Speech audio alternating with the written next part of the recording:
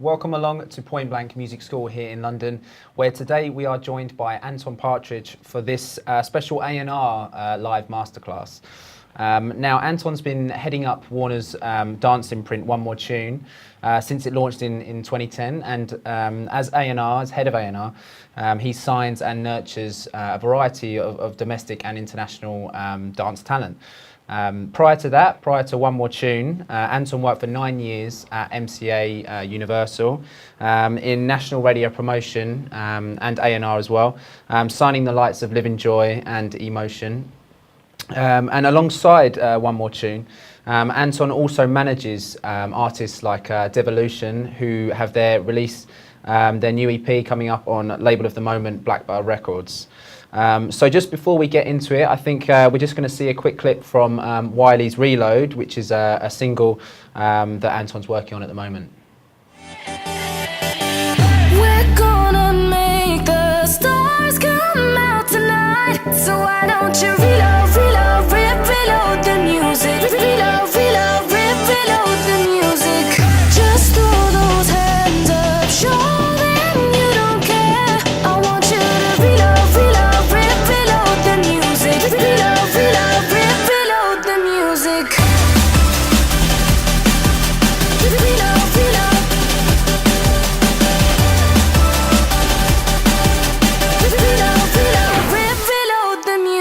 We just came to live some life, we roll out when we want. I'll be right inside the party, jamming to my favourite songs. All the stars are on the ground right now, but that won't be for long. We go back up into the sky and shine, put my high beam on. I'm liking the vibe she's on, looking into my eyes. I might wanna talk and take a walk, but I'm avoiding spies. They see me vibing with the blems, and ladies by my side. I see them with a smile like hi, ready to chat my name. So right, we just watched a clip from Wiley's Reload, and so yeah, let's welcome along Anton. Give him a round of applause. Hey Luke. Hello everyone. So yeah, first up, I just wanted to ask if you could give us a bit more of an insight into your role at One More Tune, and if you can talk us through some of the singles you're working on at the moment, really. My role, firstly, is to find new music, new artists, sign them, with any luck, have hits with them. Yeah. Secondary to that, you know, it's also about the strategic plan for an artist, how and when to release certain parts of music, what the look will be in conjunction with our marketing team, and how best to try and either build or sustain an artist's career. Okay. And what are the kind of things you look for when you're going to sign a single? I mean, you mentioned there, you know, marketing is there always going to be elements other than the music that come into it? It's always the music first, because it's pointless having anything else if the music isn't any good. And so when you're pitching for the top 10 or you know higher, then yeah, marketing always has a large role to play. Okay. Okay. So there's that you're looking at someone's look, I guess, or It's not necessarily as surface as that. Right. It's about which record comes first, okay, where best to place an advert, what does the advert say about them, what does the artwork say about it, is the artist on the artwork, is it a concept driven thing where it's imagery instead of artist on there, when do you reveal the artist within artwork or within videos? Yeah, it's depending on the artist and the sound, it's a multitude of things. Okay. I was also going to ask about videos. You know, how important is it, you know, in kind of today's industry, to kind of look at music videos and you know, from a dance perspective, what are the kind of the treatments that work there, and is it a kind of factor in getting a hit record? Videos are important, mainly because everybody is so used to seeing visual imagery, or not just a static photo of something. And that lyric videos have become more important. Even, you know, what with people having Final Cut or iMovie and stuff like that, cutting together their own videos and popping them up onto YouTube themselves before even the likes of me can come across them, and there's already a video there. And it's important just to continue grabbing people's attention, because the attention span, everything is so readily available. at the moment that you can find it quickly, consume it, listen to it, or watch it 20 times a day, and then you move on. So that's why a video is important, whether or not it's at a very early stage before you're signed, and it's not a question of spending thousands upon thousands of pounds at that point, to when you're signed and you're gunning for the top 10 and you're trying to fill certain criteria with what the video needs to achieve. And I guess, you know, I think YouTube is now the kind of go-to place to you know, look for music, to search for music. So it must be a hugely important factor for you guys in A&R, right? Yeah, YouTube it's, you know, stats are tending to be very important at the moment, whether or not that's YouTube views, Twitter followers, Facebook likes, any of the kind of social media, it's becoming more important whilst we look at things, but not only whilst we look at things, whilst we take things to radio or to TV, and they can see how popular something is just by the sheer numbers. Okay, yeah, I mean, it plays a massive role. Can you talk us through some of the singles you're working on at the moment? Or yeah, well, I'm just releases? finishing the Wiley album, which we're just on our third single, Reload, which you saw a clip of there. The album comes out on the 1st of April. We've got another couple of singles to come from that still, to continue pushing with the album. I've got a Matisse record called All In. There's a new Smiler single. And I have a great Australian band called Parachute Youth that are touring across Europe at the moment and then hit the UK at the beginning of April. Okay, cool. I was also going to ask about the kind of approach. I mean, we mentioned, you know, you mentioned that obviously the Wiley album there, and then a few different singles and stuff like that. How different is the strategy with an album artist, you know, compared to releasing an EP? It's really broken down to the fact that, at least I think, that people buy singles because they like the song. People buy albums because they like the artist and what the artist represents, and, you know, whether or not it's because of the clothes that they wear or what they say on Twitter, and it engages them and they follow them and they buy in. You know, it's less of an ask to get someone to spend 99p because they like a song than it is to anywhere from $7.99 to $9.99 if they don't like the artist but they only like a couple of the songs, because they can cherry pick them from the album and just pick the singles anyway. And I guess with the album you're kind of you're almost, you know, kind of leading just with that in mind, without hearing every record on the album. You know, you're just buying it because it's a piece of work that you want to own, whereas with a single you've always got, you know, to listen to it on YouTube, like we said, or, you know, kind of like that way. So you're kind of going a little bit blind as well. Yeah, and the only real difference from me is the strategic part with an album, because you are looking at which single should come when and where, whereas with a single you're just running with it to try and make it as big as possible. And so to kind of look at the Wiley album again, how is it you know, a kind of different thing taking someone from that UK underground to the kind of commercial success, you know, that he's clearly looking for with the album? Well, I've been fortunate with Wiley because he's had commercial success in the past. It just hasn't had the continuity, and he hasn't sustained it. But I've got him at a time in his career now where he wants to give it a really good push, and he does want to follow up a hit record with another hit record, and he isn't afraid of doing that, and he's not afraid of any accusations of selling out, because whilst he's doing that, he's giving away 20 free tracks online. Pretty underground stuff as well. Very underground stuff. He's serving both worlds as best as he can, and, you know, so it doesn't take too much, or it hasn't taken too much enticing for him to be able to do that. He's at a point in his career where he wants to do that, whereas maybe 5 or 10 years ago, continuously having top 10 records with him would be beyond most people's task. Yeah. I think, you know, he's had a kind of fairly bumpy road with major labels, I guess, and you know, is it hard to kind of keep someone like that who has a kind of clear, you know, very kind of clear musical identity and almost vision? Is it hard to kind of like, as you said, entice him to more commercial sounds, or to keep him in you know, check with what the label is kind of looking for? It's not, you know, regardless of whether or not it's him or any other artist, there's always, unless you're dealing with someone like One Direction, and they're just like, yeah, give me any song, give me whatever production, you know, I'm going for number one. But when there's any kind of artistic integrity, there's always going to be questions asked as to whether or not a song is not necessarily too cheesy, but too commercial, or is showing the artist in the best light, even though you're trying to get a hit.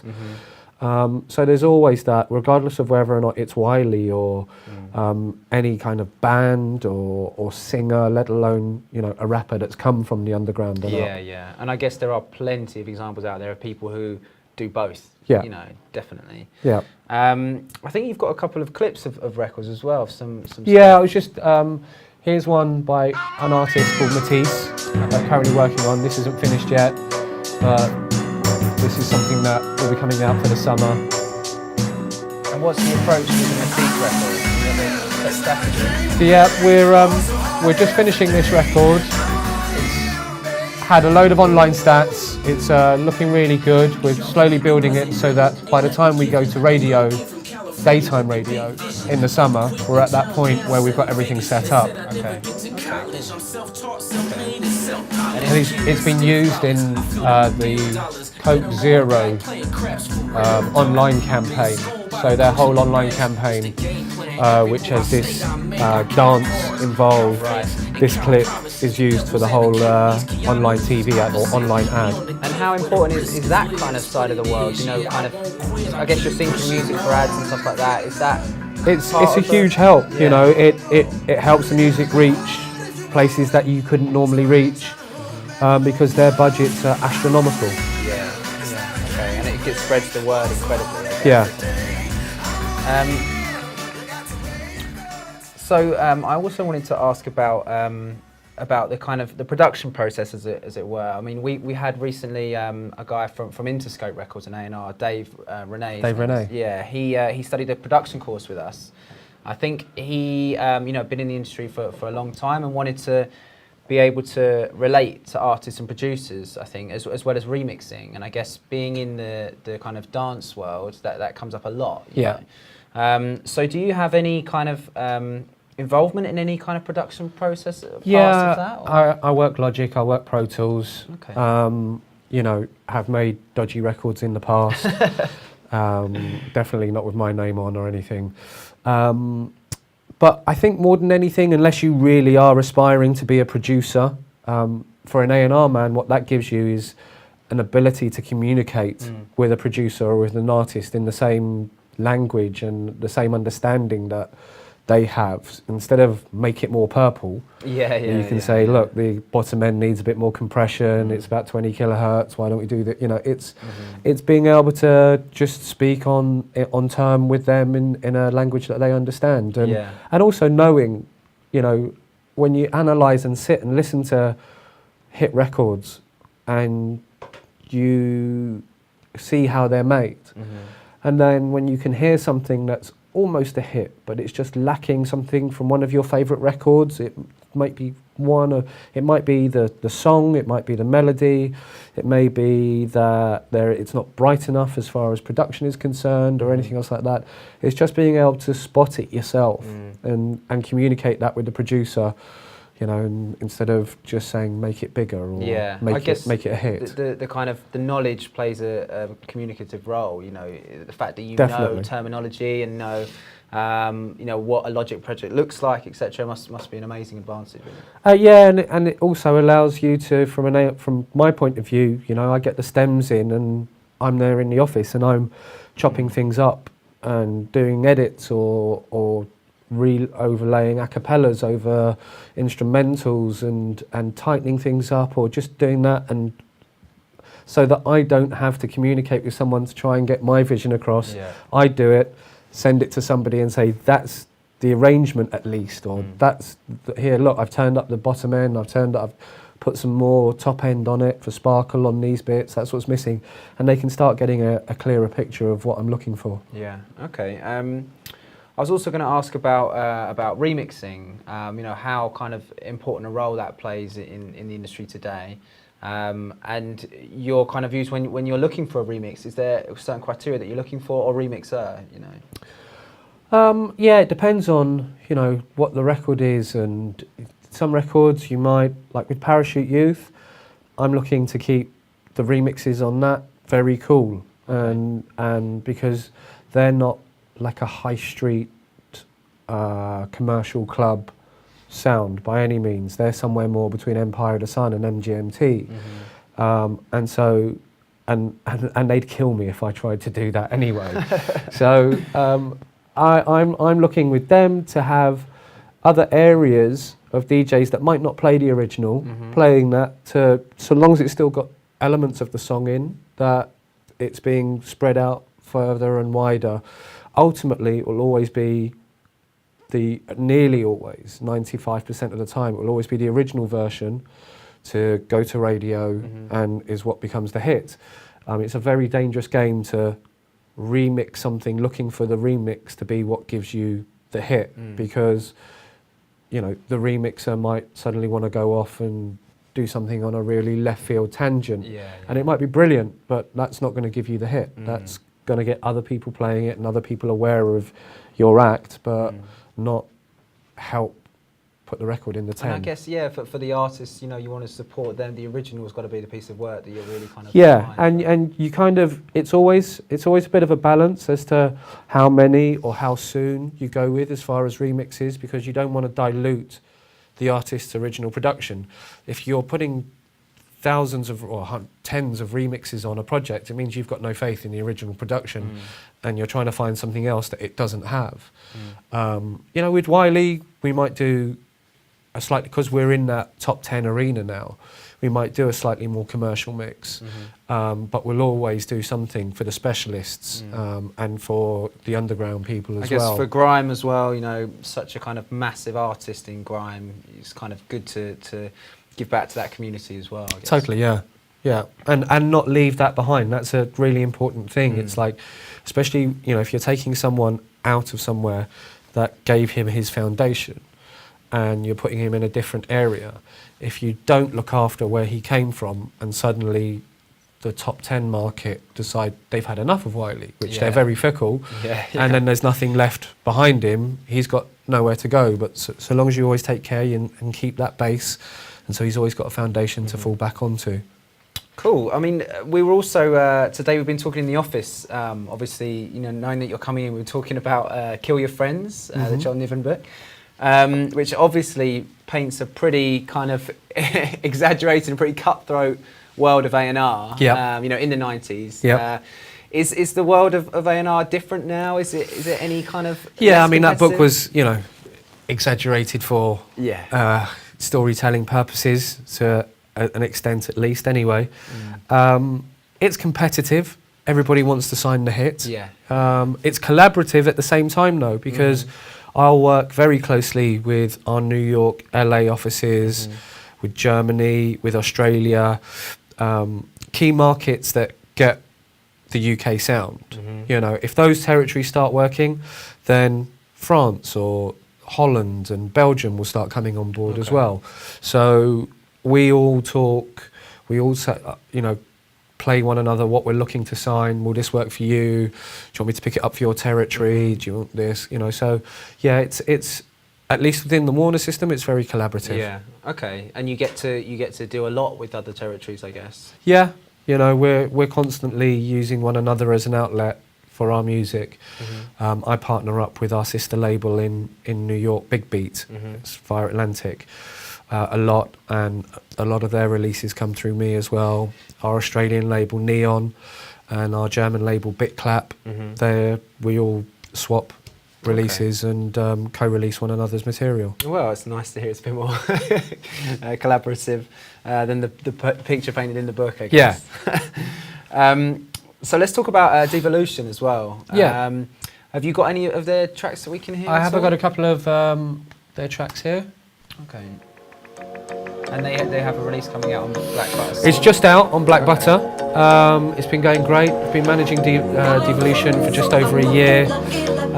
And again, sometimes you carry on doing what you're doing and the time comes around for you to have your moment.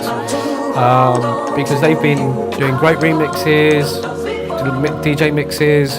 We've been plugging away, building support from Mr. Jam at 1Extra, Target, Cameo, and then tail end of last year, or actually summer of last year, that support went into Annie Mac on Radio 1, and it's just building really nicely. And now this future bass, future garage, future house, future whatever you want to call it, it's its time now. It's, you know, Disclosure at the front, they're running. Rudimental on Black Rudimental, as well. yeah, it's all looking really good, and it's carrying on and having belief in what you're doing, even though it doesn't necessarily feel as if it's right. When they were doing stuff like this, and there's Avicii and Afrojack and Swedish House Mafia with dance music on steroids, and they're thinking, you know, where do we fit?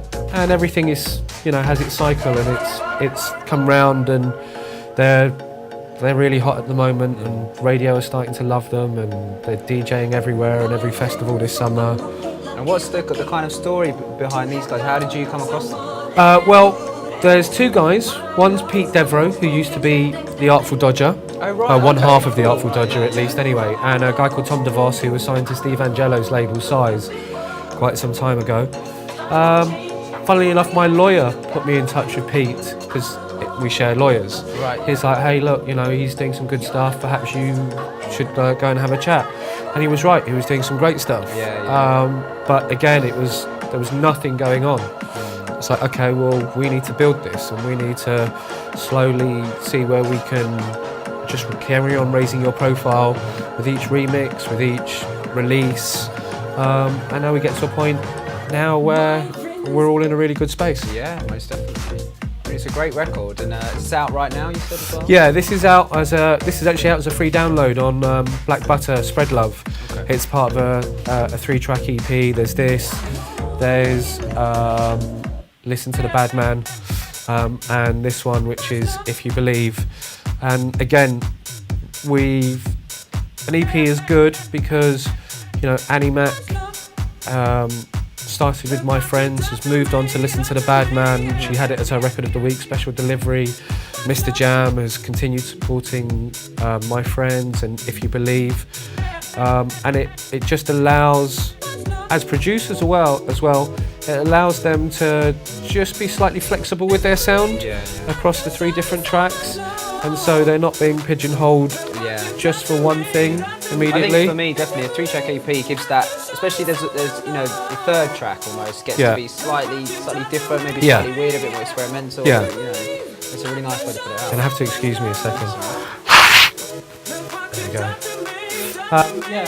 It's looking really good with them now. We're writing like mad for the 2nd EP. We've got a hell of a lot of backing tracks. They now got vocalists going in every week, and we're just sorting through songs, sort of in between them going off and DJing, or we've cut back on all the remix requests now, just so that they have time to do their own thing. And when we've got our own music, and because again, it's that thing of having strategy. It's like, even though we're self-releasing or releasing via Black Butter or low-key releases, there has to be continuity. We have to get the next EP out by the end of April. It has to be right. You know, if it's not quite there, then there might be a slight delay. But in between those 2 EPs, we've got little DJ tools where they've chopped up old bootleg records and stuff that they use within their DJ sets that will have as free downloads. I think, you know, they did a Mr. Jam guest mix. They had Annie Mac special delivery. They just on Friday did the Annie Mac mini mix, and then at the end of this month they're doing the guest mix for Cameo. So we're just constantly keeping their profile and I out guess there. With an artist like that, the remix request must be off the start, it's, right? And you you know, have to kind of make time to maybe put a little bit of a stop to them and focus on your own material. Yeah, it is. It's you have to sort of look at the long game, because it's very easy to go, okay, we'll take a couple of grand to do a remix and we're done and it's in. But if that stops you from writing your own material, or you give away one of your best ideas when you're meant to be stepping up a notch, it's best just to hold back and go, okay, right, we will do remixes, and it makes you more sought after in the end anyway. I was going to ask, actually, a question's come online in the chat room, which I was going to ask you anyway, just to get a rep, has asked, how did you get into A&R in the first place? And do you have any advice for someone looking to get into it now? It's changed drastically how, now by comparison to how when I got into it, I just bugged the hell out of people. Right. It's the same attitude whether or not you're making music to wanting a job. It's just persistence, you know. I mean, back then it was London Records that I was trying to get a job at because they were my favourite label, and Pete Tong was there with FFRR, and they were on fire. And you know, the promotions guy who for radio, Billy McLeod, who now works in Australia for Warner's. I did silly things like befriended the security guards, went in at 7 o'clock one morning, filled his office full of blue and white balloons because he's a Glasgow Rangers supporter, saying give us a job. You know, just wouldn't get out of his face, to the point where when a job came up somewhere else at Universal, he was on the phone to them going, look, you should at least talk to this guy. But in the meantime, what I'd also done is found I wanted to go in at radio promotions because I loved radio, I loved listening to the radio, and I knew that how it worked. I'd researched and I'd found that, you know, Radio 1 or Capital Radio, the producers have appointments and the pluggers, as they're called, go in, play the music to the producers in consideration for a playlist or to be played on the station. So I just called up Radio 1 people and I'm like, hey, look, I know you wouldn't normally see me, but I'm trying to get a job as a plugger. It would really help if I came in and sat with you and see what you do, and also if when I do get the chance to have an interview with a label and I'm saying, yeah, I've seen a producer at Radio 1 that does The Breakfast Show, and I've seen a producer at Capital Radio, and I've done this, and they're sitting there going, how did you do that? Yeah. Well, I called them and I wouldn't take no for an answer in the nicest, politest and possible way. You know, it's a really thin line between pissing someone off and being just on the right side of like, okay, you're serious about this, come on then, I'll have a chat with you. Yeah. You know, whereas now there's, you know, interns, there's schools. It's a similar thing though, interning, you know, you're kind of making stuff happen for yourself, aren't you? Yeah. You know, you're kind of putting yourself in the spotlight, making yourself available, and, you know, kind of getting right involved really at the deep end. Yeah, and no job should be too small.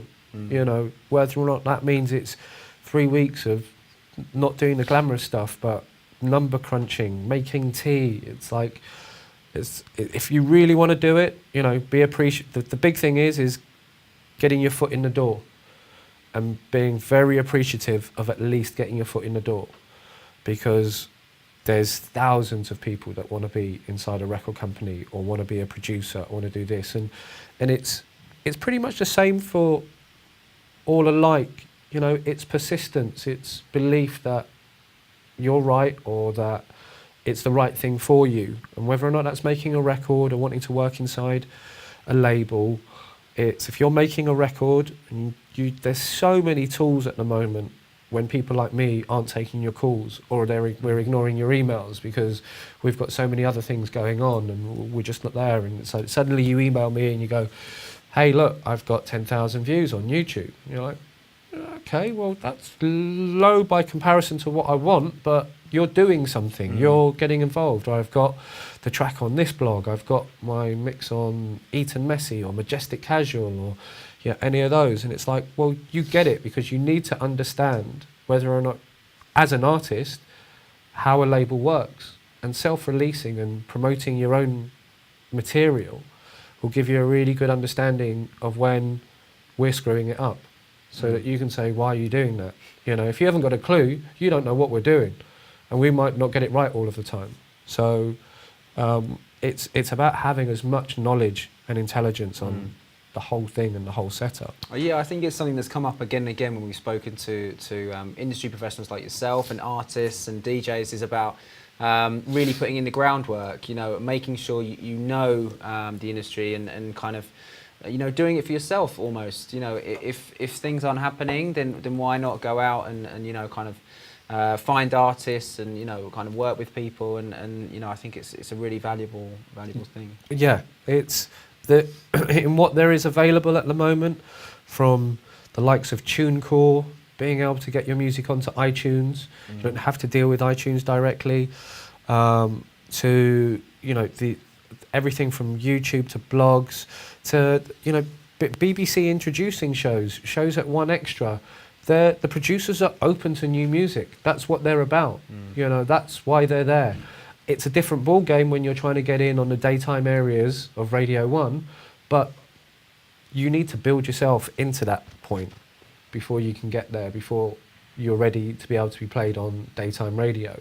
And it's about building up a base with the specialists and the people that are appropriate to play your music and will play it regardless of whether or not there's a story, so long as it's good. That's what we did with Devolution. It's like, the boys went and to Junk in Southampton, where Mr. Jam was playing, like, this is our tune. Here you go, here's a CD. Like, Mr. Jam loved it, and he's been a fantastic supporter since We've had Mr. then. Jam in, and he did actually say, I think, that he preferred being handed a physical, thing rather than just a kind of faceless demo sent on email. I think. Yeah, I mean, it's difficult because you do have to find something to set yourself apart. Because everybody gets so much music continuously. It is physically impossible to listen to it all. And you it's hard to say what the markers are that would make me notice something, but it's either a persistence or the fact that you've got things going on that's like, okay, this is when it's just, hi, I think I'm going to be great, here's my MP3. There's every chance that that's just going straight in the bin. Which might be foolish of me at times, but it hasn't bit me on the arse yet. We've got another question from someone online who said that he's started his own, recently started his own agency, possibly like a management agency maybe. He's asked what are the first 3 things to focus on when starting, when starting up in the industry, really. If you're starting a management agency... Yeah, I think that's what it is. It said recently started an agency. So. Then it's music, accounts and legals. Because if the music, everything has to work from the music side of thing. You need to have an idea about what you're doing from an accounting point of view, because if you're spending far too much money and you've got no money coming in, then you're not going to be in business much longer. And you just, a decent lawyer, whether or not they're through the MU or anything else like that, or, a lot of firms are really good and work on a basis of, we know you can't afford to pay us now, but we'll take a percentage of whatever it is when you get signed. With that, it steers you in good, it will just steer you in the right direction with good advice from all around. Okay, cool. Another question from someone called K100 Music. They've said that they've seen a lot of producers releasing their own material, via their own labels or however else. And he's asking if you think you'd ever see a time when major labels don't play as big a part, in the industry. No, because it takes a lot of money when you're at the top of your game. Even if you don't take into account videos or marketing costs, the more popular you are, sometimes the more expensive it is, because people want you for promo. So you're travelling here, you're travelling there, and if you can make that work, I don't ever see the major record company folding. I think that there's just people aren't necessarily aware of how extensive and how much work goes in. Like, we have a team, it's a small team, but we have a team that work on Wiley that is, they just work 12 to 14 hours a day. It's building things, it's getting things right, it's making sure that artwork is good, that it's in, that music is right, that he's where he's meant to be. We are going to meet, which is a job in itself. So, and deadlines are being met. It's very easy to be a very good successful independent with the occasional hit and make some decent amount of money, but it just depends what you want. Do you want to fill stadiums? Do you want to sit at the top of the chart? Or do you want to kind of like just go along on a nice little curve that bumps up and down slightly every now and again and is totally sustainable? It just depends on what it is that you want out of your label, your project that you're doing. Yeah, I think I definitely agree actually. Well, good. We'll I'd hate to have an argument with you right now. Do we have any questions from you guys in the room at all? I'll I just check this out.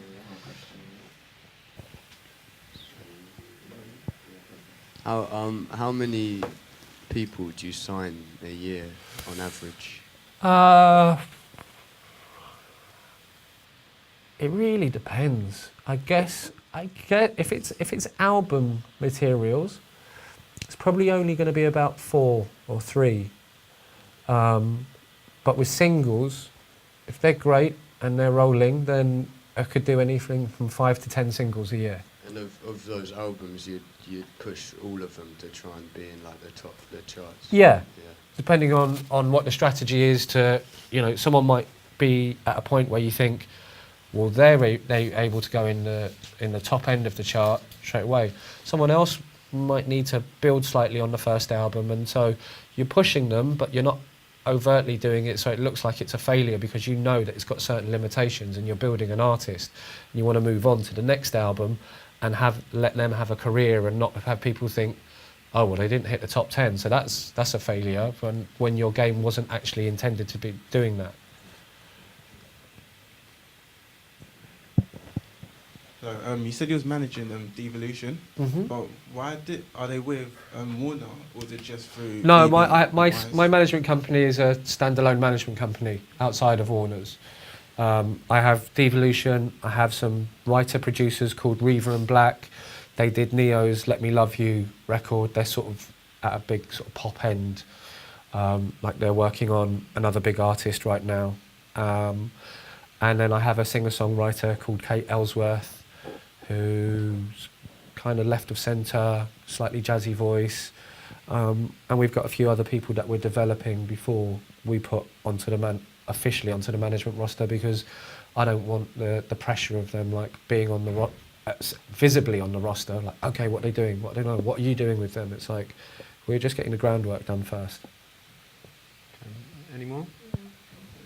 Hi. I just wondered, from a songwriter's point of view, do you have like a pool of songwriters that you go to when the artist has a track that they need a vocal on? What's the process for that? Yeah, if the artist needs help or doesn't write songs, or they're kind of more of a track person, then there's some tried and tested people that we might go to. But then again, we try people out of the box. Like, nobody had really heard of Miss D before Heatwave, and then she's just a hook monster now. She just keeps on writing hooks for us and for other people, so her career's taken off. But there are it's because if you want a song that isn't necessarily a single, you don't necessarily need to go to someone that's tried and tested. But it's amazing what that little 20% difference in someone's writing ability is for it being either a top 10 record or just a good record. Okay. Hi, I'm just wondering, in terms of kind of like the major labels, like, do you kind of see in the foreseeable future, like if they're going to still be kind of monopolizing the scene, or do you kind of see kind of smaller labels coming up? And kind of I think smaller labels already are coming up, It's an expensive game. We reap our rewards when we have success, but we don't always have success. And so the major company can afford to take the blow of spending the money and not having the success, so long as we're having success elsewhere.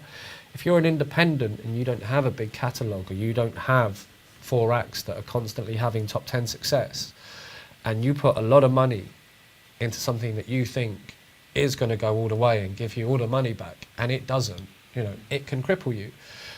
There's a huge place for independents. They're absolutely brilliant. And I don't subscribe to the kind of major versus indie battle, or the majors are terrible, or, you know, indies are where it's at. It's like majors do something, you know, it's like a major record company does something. It tries to take an artist and it tries to put them in a very big platform and tries to make them as aware, or the public as aware of them as possible, and then hopefully the public like them enough and will go and buy their records and go and pay to see them on tour. You know, independents do the same thing. They're a breeding ground, and, you know, Black Butter are a great label, but they signed Rudimental onto Atlantic Records to be able to have the big injection of cash put into it and shoot a lovely video and really go for it, and just have more than the money, just have a very big experienced team working a record and knowing when something quite might not be right, or you're on the money and we're sailing. It's not to say that the independents don't have people with experience, and that our teams are just normally bigger. And we tend to have, I think by comparison, so kind of like the 80s and 90s, when there really was a David and Goliath thing going on, there's a much better working relationship with independents and majors now. You know, independents some could easily just carry on being independent and not have to sign anything off. They've got their business model down, they've got the good accountant, they've got the good lawyer, they've got the good acts, you know, they're solid. Any more from you guys? One thing about the artist, do it happen that you find them, or they have to come to you, usually? It's a mixture, really. I wouldn't say there's any one particular way of which I go and find a single, an artist, an act. There may be, it's, you know, with A&R, I think you're good not only because you have a good understanding as to what sounds like a hit record, but you have a good understanding of the whole process that a record has to go through. And normally you've served a lot of time in other areas within the industry to get an understanding of how the marketing works, or how promo works, or how anything else. And during that time you build up a whole list of contacts, and management come to you and say, hey, here's a record, or you might go, listen, I saw a gig the other week where everybody was there to see the singer, and I thought the singer was average, but his guitarist that was doing backing vocals and playing guitar was awesome, you know. So I didn't go to see that kid, I would see somebody else. But at the time, it was like the other kid took my attention totally. I mean, I was going to ask about that. You know, that kind of follows on to. I was going to ask about what makes a good A&R. You know, is that eye? Be damned if I know. Not doing a bad job though. No, it's the year, I would say, is first and foremost, and then you kind of are to a great extent in the lap of the gods, because there's a lot of timing and luck to a certain extent that goes into it, because there have been amazing records, amazing artists that haven't succeeded. And it doesn't mean that they're bad, it's just the stars weren't aligned, it wasn't quite the right time at radio, or the public weren't quite ready for that sort of sound, and then suddenly that sound comes in. It's like, I mean, look at Alex Clare. He was signed, made the album, dropped, Microsoft picked up the track for the ad, and suddenly it's everywhere, and you know, and then he was re-signed. It was just people weren't ready for it 18 months previous. So, you know, I would like to think that first and foremost, it's being able to hear a good, strong hook or record.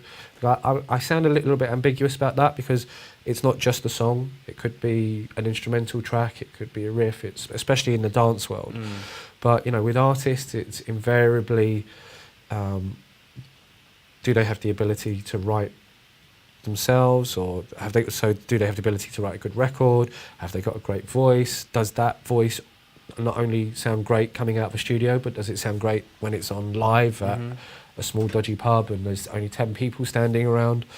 And then it's thinking of, okay, I love the sound of this record, or I love what this artist is about. How am I going to set this up? Well, who's going to play this?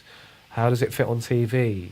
Where's the entry point at radio? Bigger picture. Yeah, you know, how immediately am I going to be able to? Who's going to be the supporter at radio from a specialist point of view, or from a daytime point of view? It's kind of like just trying to analyse a lot of those sort of factors that will go into it. So I guess you know, once everyone can kind of hear a good record, but it's seeing it, you know, where it fits in the whole industry, I guess. Yeah. Okay, cool. I mean, as we kind of approach the end of time, have you got any more question in the room, guys? Yeah, one more. Go for it. Have you got the mic?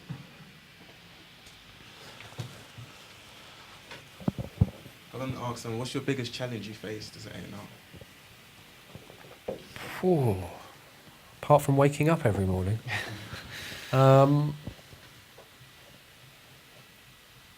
I don't know, actually. Have there ever been any near misses, the ones that got away? Yeah, there's always near misses, but you can't let those get you down, you know, because there's a lot of good music out there. There's ones that you kick yourself over. And if you're not having success, or you haven't had success, then that's much tougher to bear. But so long as you're having success and you can't sign every single record. And you have to have the records that you do sign, regardless of whether or not they are hits, you have to be able to have enough faith and work them properly. And that's why I say if it's an artist album, or if it's a album type artist, it's like 3 or 4, because you physically can't keep up with the demands on what there is for you to do, and finding songs, and being in studios and getting the record ready. You possibly could, but I personally don't think I could give it as good a job as I do by keeping the numbers smaller. Other people work in a different way. They sign lots of things and they just wait for one thing to work, and then if 2 things don't, that's fine, because they've got the one thing that is working. Whereas I like to try and have a bit of a higher strike rate, and see things through. Okay, cool. So yeah, I mean, there's nothing else in the room. That's probably about time. Just to say a big thank you to Anton for coming down. Let's give him a round of applause. Thank you very much. Thank you. So yeah, many thanks for coming down. Thanks, fantastic. Also, if you guys want to watch it again, you guys watching live, the feed will be uploaded to YouTube within a couple of hours' time. Also, just a quick one to say, keep an eye on the blog, Point Blank Plus, where you'll get all the information about the forthcoming masterclasses. I think there's some pretty kind of amazing ones coming up for March. So keep an eye on there, and the Facebook, and we'll see you guys very soon. So thanks for watching. Bye-bye.